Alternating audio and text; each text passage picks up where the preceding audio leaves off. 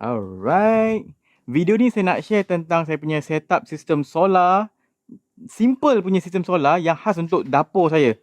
Ni bateri, sistem dia punya solar charge controller semua kat sini. Solar panel saya letak kat saya punya tembok.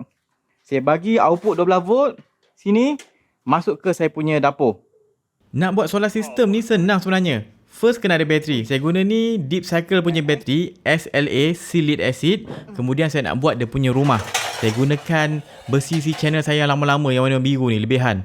Saya akan ukur supaya dia lebih sikit. Saya tak nak dia ngam-ngam sangat. Nanti susah saya nak sumbat bateri dalam rumah dia nanti. Untuk potong si channel saya dah buat video sebelum ni. Jadi tak perlulah saya terangkan setiap step saya ni. Saya just guna gunting, kepak-kepakkan. Lepas tu saya screw. Senang je.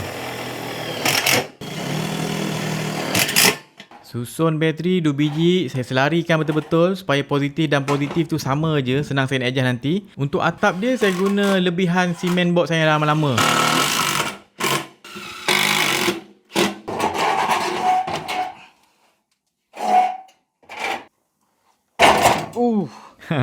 Bateri ni berat tau. Satu biji tu maybe dekat 30 kilo.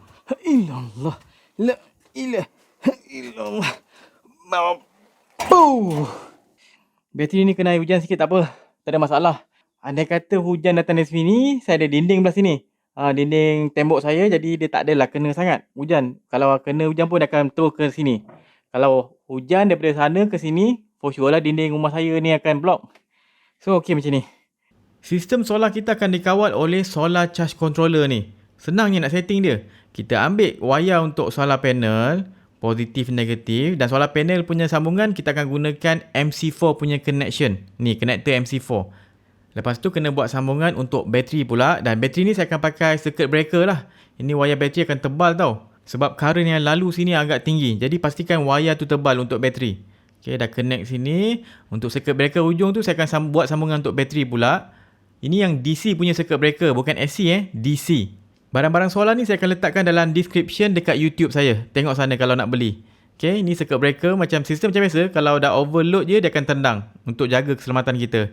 Untuk wayar ni, saya gunakan yang 1.5mm punya wayar. Bolehlah dia handle dalam 10 ke 12 ampere. Saya tak guna tinggi sangat pun.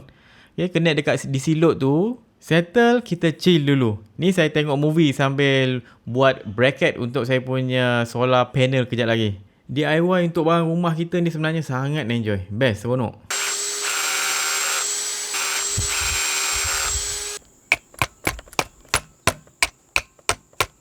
Solar panel ni saya letak je tepi tembok saya. Sebab ini rumah sewa je. Saya malas nak naik atas bumbung. Nanti kan bila dah pindah, leceh saya nak buka nanti kan. Solar charge controller ni saya letak je tepi bateri saya tadi. Maybe tak kena hujan lah. Saya harap insyaAllah lah tak kena hujan kat sini. Sebab dah kena block dengan macam-macam dinding kat tepi ni. Lepas tu saya buat sambungan positif ke positif, negatif ke negatif untuk saya punya bateri. Sambil tu saya connect bateri saya ni pada solar charge controller yang tadi tu. Kita dah buat connection dari awal kan. Kita pakai je wire yang sama. Saya turn on saya punya circuit breaker. So kita punya litar dah lengkap. Kita punya solar charge controller dah hidup. Saya boleh tengok voltage bateri saya dan input. Tapi input ni kosong lah sebab solar panel tu saya tak sambung lagi. Ni solar panel saya akan sambung dulu secara bersiri. Okey, sambungkan. Dia ada positif negatif kat ujung tu. Saya akan panjangkan. Ni extension yang saya dah buat awal lah. Wayar solar panel ni senang je. Terus sambung dekat bahagian solar panel input dekat kita punya solar charge controller. Positif, negatif. Ini pakai MC4 punya connection. Okay, saya on sekali lagi Kita on sekali lagi. Kita tengok. Sekejap, duduk tepi, tengah hidup. Okay, 12 volt. Lepas tu dia punya tengah charge dalam 18 watt, 24 watt, 50 watt. Ni sebab tengah mendung ni nak hujan. Kalau terik boleh sampai 160 watt. Sebab saya guna 200 watt je solar panel saya. Wayar output DC tu saya selit je bawah pintu saya tu. Sebab tak guna pun pintu ni. Saya buat sambungan XT. Ni 60 kot. Ni XT60 punya connector. Saya buat sambungan wayar tadi tu. Tutup dia punya sleeve ni. Okay, tekan yes. Lepas tu try kita tengok. Ini saya punya DC power meter saya. Tengok dia 13.7 volt tengah charge tu. Saya sambung output ni dengan saya punya charging module. Untuk USB charging module saya. Tengok boleh charge tak saya punya tablet ni. Tengok. Okay, nampak tu? Charging. Kita tengok power yang digunakan sekarang. Dalam 25 watt tengah cas. Masuk dekat saya punya modul USB, dia cas saya punya tablet. Semuanya guna tenaga dari matahari. Dia store dekat bateri saya sana. Okey, kat tepi tu bateri dengan sistem semua untuk kawal, dan matahari saya harvest kat situ. Sebelum kita sambung, video ni disponsor oleh Makan Valley. Ini adalah produk MRE, meal ready to eat, yang bagi saya antara tersedap lah kat Malaysia. Ni saya suka ni, daging dendeng perantau. Kalau nak dapatkan boleh pergi ke website dia, makanvalley.com. Stok saya pun tinggal sikit ni, nanti nak kena restock balik daripada Makan Valley. Okey lah, jom kita sambung.